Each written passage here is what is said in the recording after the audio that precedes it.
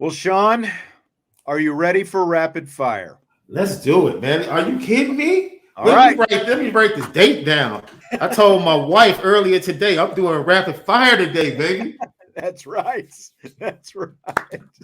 Was she as excited as you were about it? Oh, absolutely. Okay. She said you better not mess up. She did put the pressure on me. She All put the right. pressure on me. All right. Well, we didn't start with what's got everybody worked up today, though we've had plenty of comments about it in the chat here tonight. So, which was the bigger weekend shocker, Sean? Wide receiver Isiah Canion decommitting from Notre Dame, or defensive lineman Justin Scott announcing his commitment to go to Ohio State? Now it's interesting because immediately I'm sure most people are going to say, "Oh, he's going to say Justin Scott," and I was leaning that way originally. And as I get the backstory to the Isiah Canion situation and just how connected he was, and after he committed, he visited multiple times getting back to the campus and seemed to be locked in. And then all of a sudden, just within the last 10 days, it seems like, the staff started to worry and started to get noise that, things weren't as well. And then to find out the reasoning behind everything, it's just a strange set of circumstances. Really, I've never really seen these type of circumstances. And then for him to commit to Georgia Tech. That's the big shot, right? Yes. So for me, I'm going to say Isiah Canion and the way things have played out was a lot more shocking than understanding that Ryan Day was in the gym. Ryan Day was the head coach that got him to pause on his commitment January 31st, when eventually would have been Notre Dame. So for Ohio State to come in and get that commitment, it's not a shock to me because they were the ones that originally came in and stopped the Notre Dame train from lighting up on January 31st. Yeah, see, like I was shocked by Canion. It's like, oh boy, here we go. And of course, that turned into a thing. And I guess at least when you saw, again, it's shocking, I think, to see him go to Georgia Tech. But at the same time, with him being where he's from, Georgia, Warner Robins, right? Yeah. So it's like, at least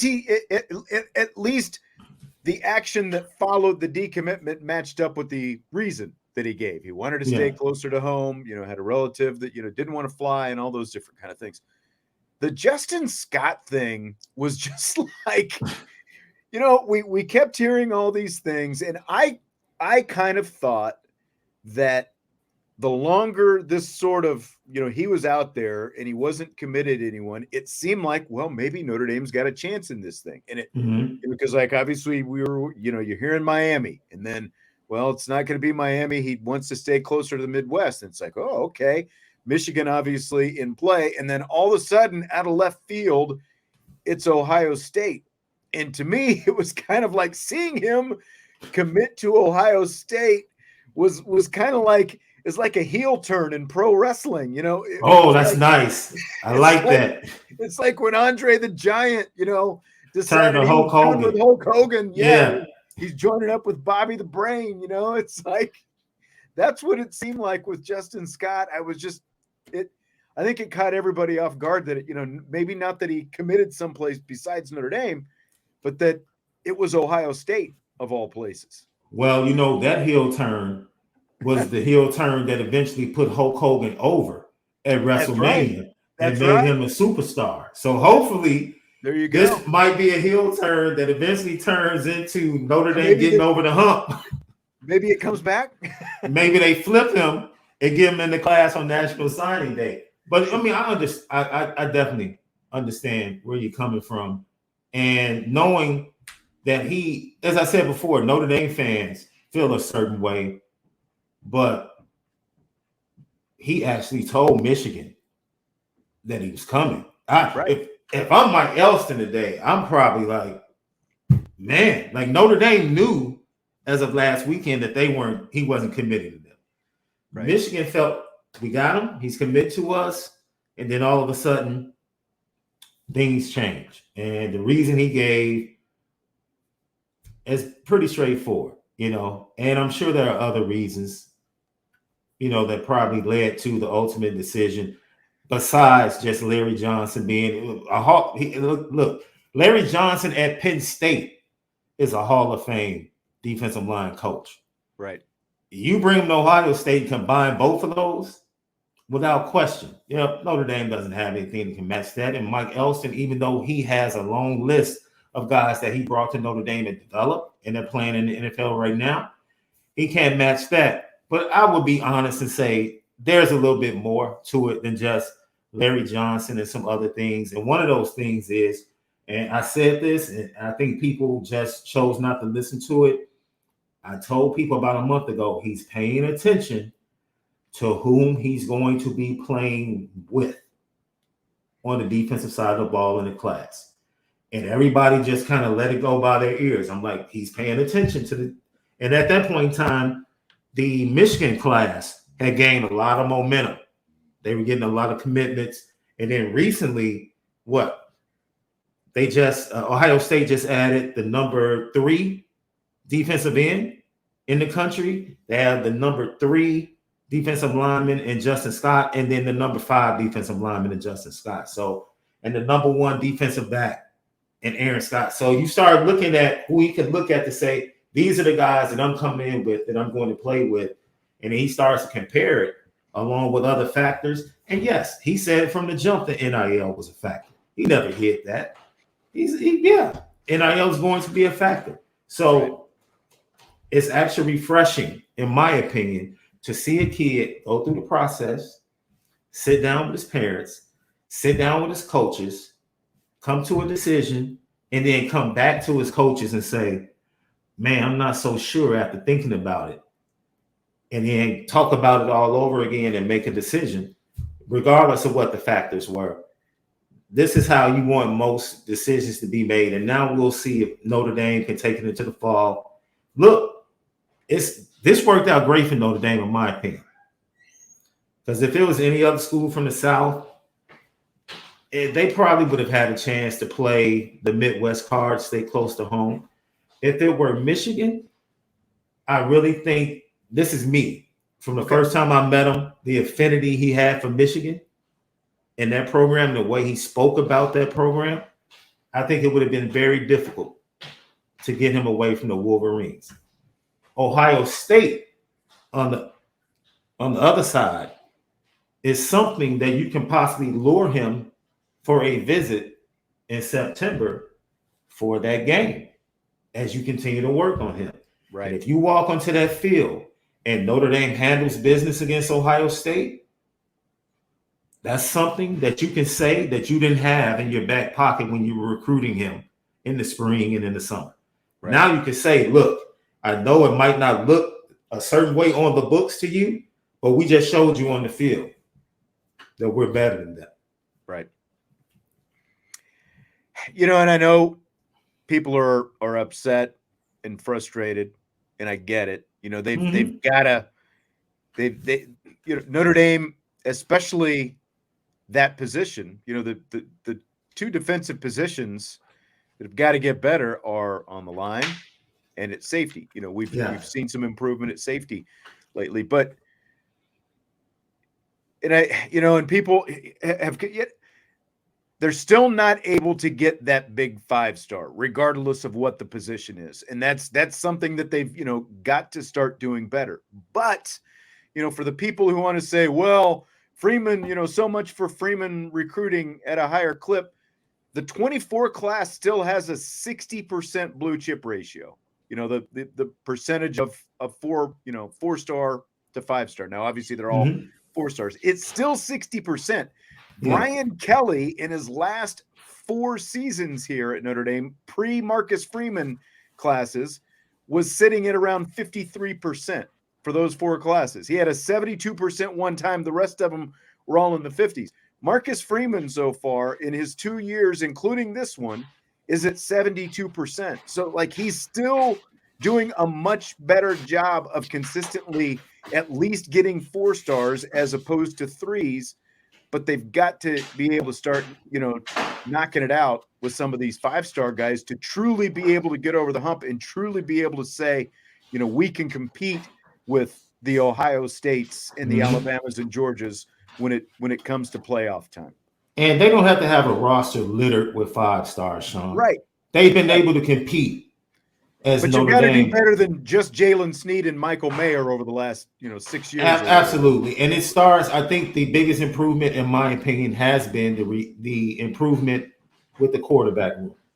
I think Kenny Minchie was an upgrade. I think CJ Carr is another upgrade, Totally and I think Deuce Knight pretty much saying is Notre Dame and Tennessee. But that's where you can also overcome it. If you're sitting Yes. there at the 72% that Marcus Freeman is at, and you get a more, closer to elite quarterback, quarterbacks of the level that you're talking about, and recruited a 72% blue chip, level, pretty consistently, you get the quarterback, then you're changing the game, because that's essentially the formula that Clemson had.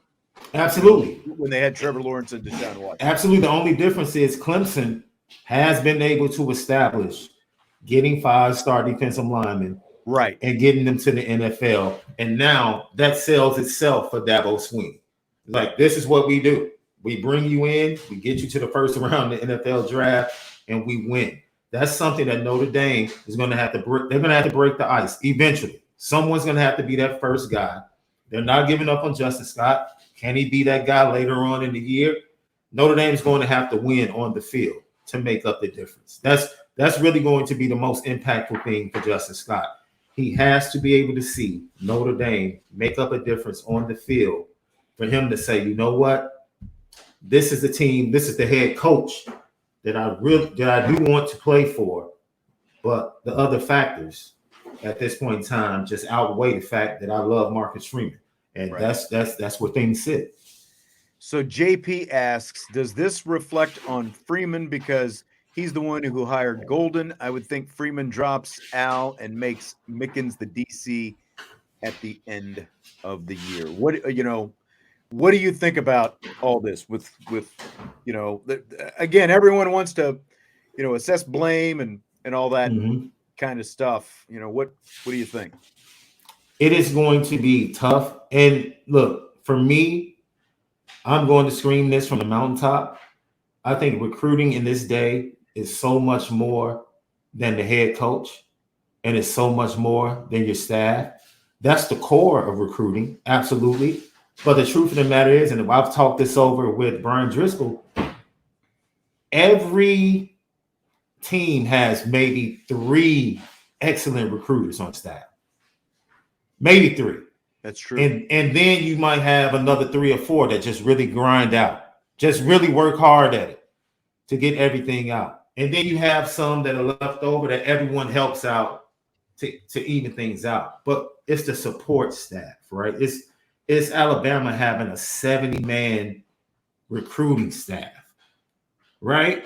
It's Clemson having a 15 to 20-man recruiting staff. It's Georgia pouring almost $5 million into recruiting and everything that goes into that, and identifying talent and making relationships with talent. Notre Dame has to step into that stratosphere, right? Because it's bigger than just Marcus Freeman. Because Marcus Freeman more than likely is going to knock down the door and get you in the door for 5 stars, right? Right. But then is it really fair at this point when you know your coaches don't have the cachet of a Larry Johnson, of the other big-time assistant coaches that are at these other schools? Okay, they're kind of at a disadvantage as well. So how do you supplement that? Well, you supplement that by being all in as a staff collectively, whether offensively or defensively. It's not just about, okay, we're going to get this kid in and then Coach Freeman, you have to close.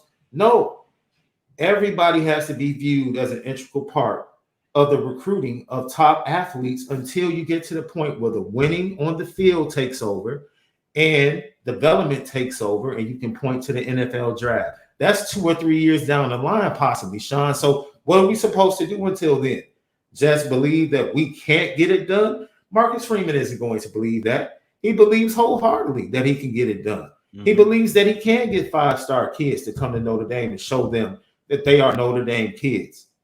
But it's going to have to come from everybody putting in the work. He said it best on the Pivot interview. It's not about to happen because I go to the grotto and pray. It's not about to happen because of that. That's right. There's some work that needs to be done. Still got to go out and do the work. That's right. Absolutely. There's work that needs to be done by everyone in that building, man. This is not just about, the coaches and markets. No, recruiting is a group effort when you really look at these top programs. And there are a lot of people responsible for the successes of the best recruiting programs.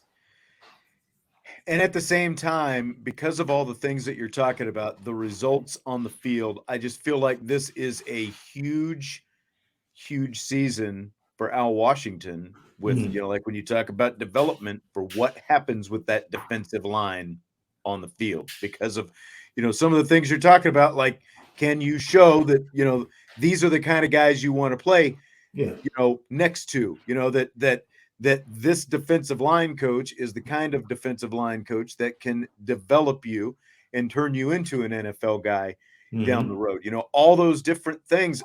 If you're not the best recruiter, you have to make up for it, obviously, with what you do the rest of the, with when you're out there on the field with those guys, with the development that you have with those guys. Yeah. And I guess what's, I think what a lot of people will look at is Marcus Freeman's words when, the day he, stood up there at the podium when he was announced as the head coach and talked about everyone's got to be invested in recruiting. And, again, you said it, it's a joint team collaborative effort, but at the same time, you can't have guys that lag too far behind, especially when you're still trying to get the big hits like they're trying to get right now. And to go back to what we spoke about earlier, tip of the cap to Jack Swarbrick, because the landscape is changing. And maybe Jack Swarbrick understands either I'm not really equipped or I don't feel comfortable making certain decisions that may need to be made for Notre Dame to step into that stratosphere that's going to improve recruiting and ultimately support Marcus Freeman and these coaches to make the job just a little bit easier. Because it's difficult to walk into these elite kid schools and homes and convince them to come to Notre Dame. That's a difficult task in 2023. And it was difficult before NIL. Now with NIL, it's even tougher. It's even tougher. So we know this. They need all the support that they can get from administration, faculty, athletic director, president. Everybody needs to be on board for things to truly turn around. Greg says he believes the fall is where we flip some of these guys. And that, Notre Dame has had some success the last few years. Absolutely. In flipping guys. So just because guys are, it's a great point. And I think you said it too, like you do have an opportunity to potentially still get Justin Scott in for a visit when Notre Dame and Ohio State play, especially, but you can show him the Notre Dame side of things when Ohio State is in that weekend. And, whether it's him or anyone else, I wouldn't just close the door on anybody. I still think, that they could potentially flip some guys down there. Absolutely. Especially if things are going well, which again, like the season becomes even more important, I think. I totally agree with that. All right. So we started the show obviously talking about independence. Penn State's been in the Big Ten for 30 years. Mm-hmm. If they had it to do over again, Sean, do you think that they would stay independent, join the Big Ten, or join a different conference? They made the right decision. You think so? I look at it and I say, yeah, Penn State definitely made the right decision. They were on an island, and I think they made the right decision for the rest of their sports. Because I believe when they got to the Big Ten, their men's and women's volleyball exploded. And they became really good. It impacted. They haven't taken off, but they've had mild success with their basketball teams, men's and women's, in the Big Ten. So I think the effect it had on the other sports was a positive. As far as the football, they came right to the conference. And I remember that Kajana Carter team with Kerry Collins came down to Champaign. Mm-hmm. And we thought we had them. It was 28-7. 28-7. We're like, we're about to upset the number one team in the nation. And they come back and they rattle off, 28 straight, and they ultimately win the game 35-28. And they sent all of us home to our dorm rooms. We couldn't believe what we just watched. And that itself, the transition, the way they came in, the success they had, and ultimately, they truly have been a foil to whether it's Michigan or Ohio State in different years. And then you have to tip your cap because what they went through, we all understand the scandal. And I think if they had gone through that scandal as an independent, Sean, I don't know how things play out. But I think the fact that they were solidified and covered by the Big Ten, right, to be able to go through that, I think it helped tremendously in a lot of different ways. Yeah, I just don't see a way. Again, Notre Dame has been able to stay independent because of the national brand that they are. Now, you can argue that Penn State was a bigger national brand when they were still independent, but what did they not have that Notre Dame came up with at about the same time Penn State decided to go independent? A TV contract, their own national TV contract. And that's essentially why, whether it's Penn State or Florida State, Miami, BYU, all these different schools, like, BYU gave independence a shot for a while. It didn't work out because they're not near the the national brand of even Penn State, let alone Notre Dame. Plus, they didn't have a TV contract the way Notre Dame has. And so I don't think that Penn State, even though they've kind of become, to an extent, just one of the other schools in the Big Ten, they still, I don't see them. There was not a path for them to remain independent in the same way that Notre Dame has remained independent. Not at all. And out of those schools that you mentioned earlier, I think the one school for me that shocked me the most, and this is me not understanding the business side from a university standpoint, because now that I know the history, there were some big time fiscal issues on the administration side and the educational side at the University of Miami. But as far as like a brand and how powerful Miami was at that point in time, right, especially when it comes to like apparel and the people they were putting into the professional, like mid-90s, early to mid-90s Miami. Yeah, that's right. It kind of shocked me when they chose to go to the Big East. I'm like, why are they joining? What is this? I know. Do they really have to go to the Big East? And it was for survival. Not for the football program. It was really for the survival of the university and the things that were happening outside of the football program. Yeah, exactly. But again, minus a TV contract like Notre Dame has, it just your ability to do that, because the rest of because not only was the football program independent, that means everybody else was independent for a long time as well. They didn't have the, again, they didn't have the same kind of arrangement that Notre Dame had. So agreed. I just, and as far as another conference for Penn State, maybe the ACC, I think you could argue that maybe they'd be better off in a place like the ACC now, but I tend to agree with a lot of what you said about them in the Big Ten. Even though they haven't won a lot of Big Ten championships, I think that for the success of all of their athletic programs, the Big Ten has probably been a good place for them. They just haven't been able to find any rivals. That's what Penn State is missing, some rivals. Yep. All right, fill in the blank. If you could switch places with anyone in sports for 24 hours, it would be blank. Right now, I'm a huge baseball fan. It would be Mookie Betts. I think Mookie Betts is absolutely amazing.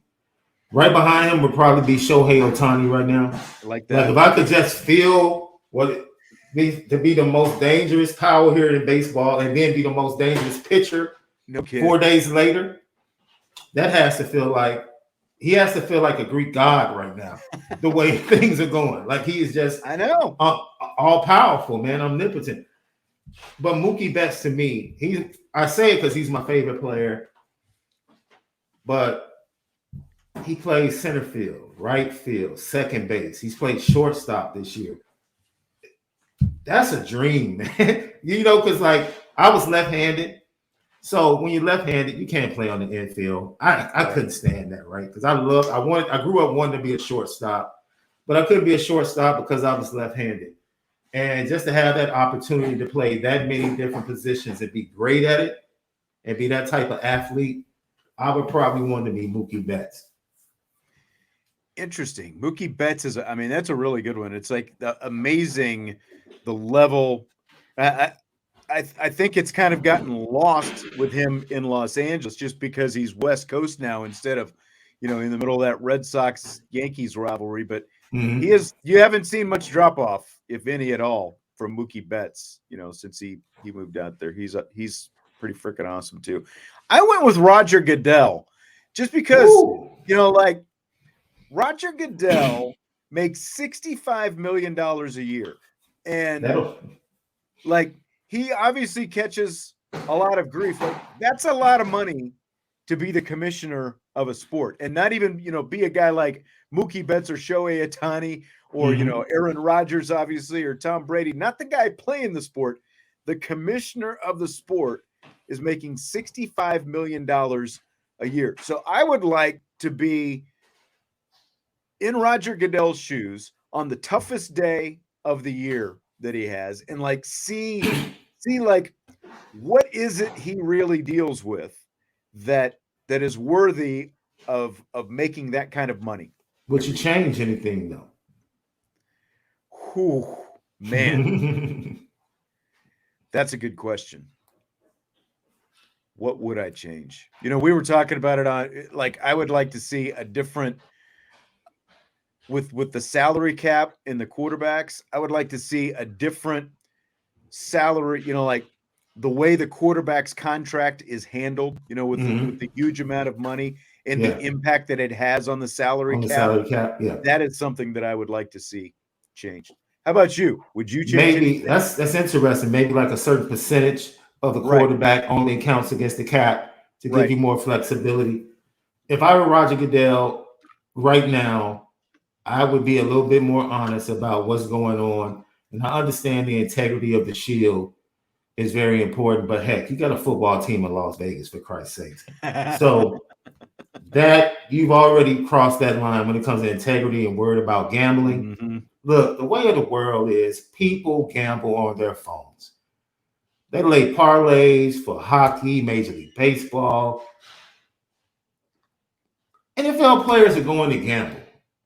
They're going to gamble. And I understand trying to lay down the law and make sure that it doesn't impact the game. No, you don't want any football player betting on the game that he's actually playing in. That's just not good business. But I don't know. I just think the world is evolving, man. And I think eventually the NFL is going to have to open itself up and maybe have a little better understanding of, how things are going. Because ultimately, obviously, the players keep trying to find a way to do it. You would think the two players last year, they got popped with discredit and discouraged guys from wanting to do it. And here we are. Now we're up to 5 guys before we even get to camp that are out for the year. It is a trend that I think he has to pay attention to. And he has to sit with the players union and say, look, we have to make this somehow even for both sides, to where we're not taking the fun away from the players being able to gamble, but at the same time protecting the league and protecting the shield. And I'm sure there's a way to do it. Isaiah Rodgers, apparently, the Colts defensive back, who's one of the guys who got suspended, he bet a game prop on, I didn't see which teammate it was, but basically the over-under on one of his teammates' rushing yards in a game. So not only, are you kidding me? You just have to be smarter than that. Absolutely. He deserves every amount of the suspicion that he got. But you're right. It's, guys are going to gamble. You've got to figure out some way to work around this a little bit, because as soon as you allow this in, guys are going to do it. Oh, and absolutely. You said, you've brought a team to Las Vegas, and I know that apparently when a visiting team goes to Las Vegas, they're not allowed to go to a sports book and all this different stuff. It's there's There's so many temptations you're laying out there for these. You know what's so weird? Boxers can actually bet on themselves in a prize fight. Really? Yeah. Floyd Mayweather has bet on himself several times. And you his can own bet on prize yourself, fights. but not against yourself, is what you're saying? I don't know the rules, but I know he has. I don't think he can physically show up, but he can have someone that's a representative for him and tell Place them, money. yeah, place money on me. Wow. You know, knockout, 7th round, decision, whatever. And he's one of the biggest prop players in Vegas. He does it all the time with sports like first half NBA, second half NBA. He's constantly doing that and making those moves. And if you can do it in boxing against yourself, because that would, to me, that would be something I was like, oh man, you're putting this amount of money on yourself. Now it would be strange if you bet against yourself. That would be something that would be an eye raise, right? Right. Like, wait a minute, Floyd that's Mayweather what bet I'm against saying. himself. Yeah. It's like Butch in Pulp Fiction, you know, like Butch, you know, I guess he did bet on himself, right? Yeah, because it's like he was supposed to, yeah, that's right, because he was supposed to go down in the 3rd. That's right. Yeah. So, but he actually bet the money on himself and knocked the guy out instead. So he turned it around. That's right. He didn't bet against himself. So athletes are betting on themselves in other sports. I mean, you know, I would bet on myself. Like, say I'm coming into the season. I mean, it makes you work that much harder, right? If you bet on yourself. Yes. Like if I have a prop bet that I'm rushing for 1,400 yards and I lay money on it as a running back in the NFL, what's wrong with that? Right. As long as you're taking the over, right? Right. How am I impacting the game in a negative way?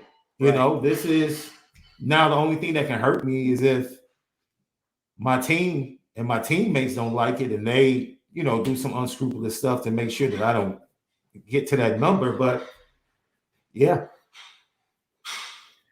All right. I saw someone ask this question over the weekend. In their prime, which of these college running backs are you taking? You got Reggie Bush. Yeah. You got Saquon Barkley, Adrian Peterson, or Ezekiel Elliott. Which of those guys are you taking in their prime in college? Love them all. Just the impact of special teams, passing game, and running game, Reggie Bush. And Saquon Barkley was like right in that pocket of being able to impact all 3 areas. But Reggie Bush was something special to watch. He just truly was something special to watch. And you had to stay up late to watch him, which I did. Late nights on the West Coast. He was, and I remember him walking in, and this is, look, you have big games. He walked into Notre Dame Stadium and just two big time runs. It's like that's who he was, right? Right. And I think Pete Carroll, he'll be haunted for throwing the ball and not giving it to Marshawn Lynch in the Super Bowl. And he'll be haunted for going forward on 4th and 1 against Texas with Reggie Bush on the sideline. Those are the 2 calls that will forever haunt Pete Carroll. Right. You got the best player in the world, and he's on the sideline. I just don't understand. I mean, the only thing Reggie couldn't do really was run between the tackles, right? Absolutely, because the guy averaged like 7.5 yards a carry or something like that. But they had Lendale White to run between the tackles, and he can do everything else that you're talking about and just fly downfield. So that's why, like, to me, it was between him and Adrian Peterson, because Peterson is the opposite. He could obviously run between the tackles, and he could also get outside on you real quick. He just wasn't that, you know, obviously that flashy kind of receiver that a Saquon or a Reggie Bush were. So, but because of all the versatility and everything, like Reggie Bush could just cause so many mismatches in the college game, and we saw it all the time, and that's why I would take him as well. But it's crazy. Adrian Peterson, his last year at Oklahoma, he ran for over 1,000 yards in just 7 games. Wow. Like, and then he didn't play the rest of the season, you know. But I would go Reggie Bush as well. I was just seeing if Roger Dodger, our USC fan, had anything to add to that. I guess not. So tomorrow's the 4th of July, Sean. Yeah. Is there a better Independence Day themed movie than Will Smith's Independence Day? Now, see, I did my research for you, Sean. nice. I prepared for you. Nice. Independence Day is the barometer. Have you seen Girls Trip? Now, so you might not be familiar with Girls Trip. I haven't seen Girls Trip. Girls Trip is I know what it is, but I never saw it. Great movie, and it's built around the Essence Fest, which is a fabulous festival that's built around the 4th of July every year in New Orleans. If you ever get an opportunity to go experience it, you know, New Orleans by itself is one thing, but Essence Fest is absolutely amazing. Music, art, fashion, businesses all over the place, food, you'll love it. So Girls Trip would be right there. A lot of people don't know that Jaws was built around the 4th of July as well. You're right. It was. The classic. I totally forgot about that. So you really did some work on that. Yes, absolutely. So Jaws is a classic. You have to think about Jaws, right? Yeah. And last but not least, because this is one of my favorite all-time movies, there's a huge July 4th scene in The Sandlot. That's right. That's right. So that's built around the 4th of July. At least the 4th of July scene, all the fireworks and all that stuff. Yeah. So Independence Day is the barometer, without question. But I would debate that I wouldn't have a problem with anyone that brings up those other 3 films that are connected to the 4th of July. I mean, it's hard to beat Independence Day with like Bill Pullman as the president, you know, and the whole speech and all, you know, like, you know, this, we declare our independence and all that kind of stuff, you know, before the jet fighters go up and attack the spaceship, and Randy Quaid, you know, up yours, or you know, whatever. That was beautiful. To my generation. Absolutely. Absolutely. As much as you talk about Will Smith, he was one of the characters that really made that movie go. He was, in my opinion. Absolutely. Yep. And I forget the father's name, because the father had this comedic timing. Judd Hirsch, the old Judd Hirsch. That was Jeff Goldblum's dad. Yes. Yeah, that's right. Yeah. Man, he was right. hilarious. Those two are the comedy. Yeah. In the whole thing. It's got to come on in the next couple of days. I just imagine. Some people saying The Patriot. I just didn't like The Patriot as much, because to me, Mel Gibson, Mel Gibson, because like I loved Braveheart, and I watched Braveheart a million times, and it was just like, it was basically just like Braveheart set in the Revolutionary War, you know. So I wasn't as in on it, because I felt like we just saw that, you know, like in Scotland, you know, a few hundred years before. But Independence Day got to be at the top of the list for sure. I agree. All right, and of course the Nathan's hot dog eating contest is tomorrow. Can you eat anything at the level Joey Chestnut eats hot dogs, Sean Davis? Sunflower seeds. You can put them down, huh? Truth be told, I had to stop, because I would eat 2 packs of sunflower seeds every day. No kidding. And so much that I would sweat salt.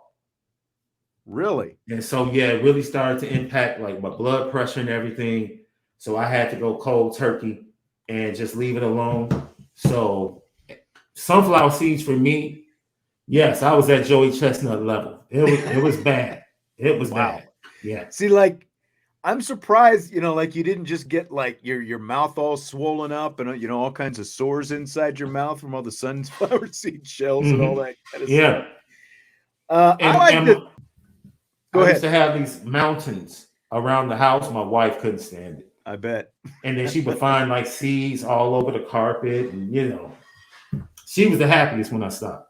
I'm sure. Yeah, it's like, it's, you know, it's just like when you're out at the baseball field, you know, like if you're playing on a turf field, they don't want any sunflower seeds out there. It's the same as the carpet in your house. Yeah. You know, hard to vacuum up.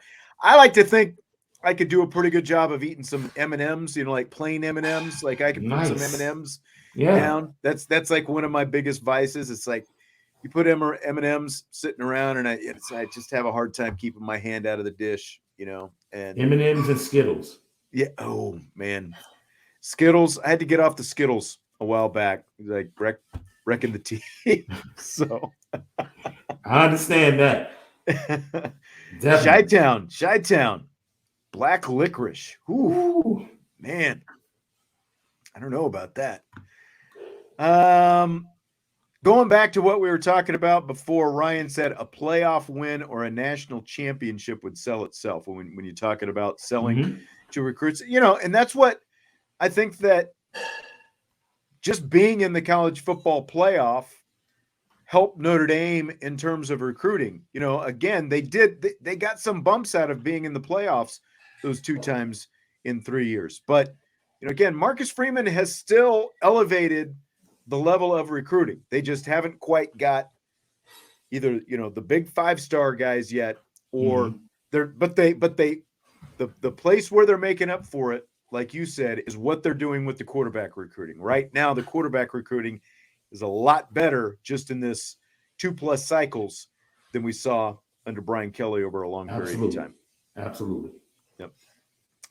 Sean, I enjoyed it.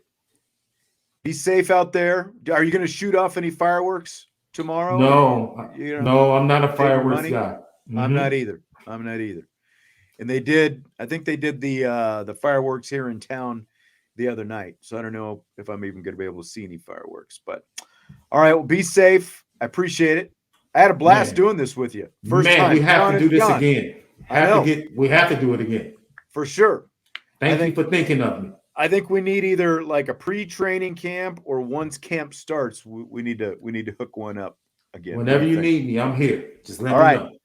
I appreciate it. Well, you have a great 4th, and you as well. Hope to talk to you again soon sometime. Absolutely. All right.